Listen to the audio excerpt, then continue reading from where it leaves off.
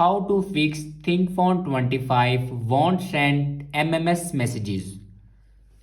So let's start the video. First of all, check your network connection will work properly or not. After checking your network connection, then swipe down to your control center and turn on your mobile data. After turning on your mobile data, then restart your device. For restart your device, press and hold volume up button and power button at the same time. And then click on restart. After restart your device, then open settings and scroll down and click on apps.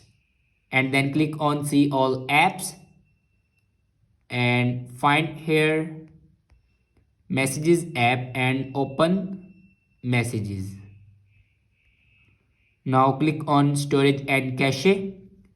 Here you can clear your cache memory and storage.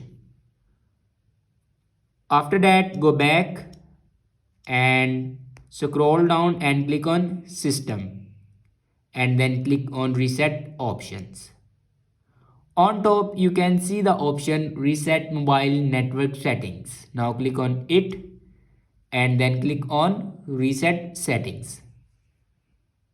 After that your problem will be fixed. I hope this video is helpful for you. Thanks for watching.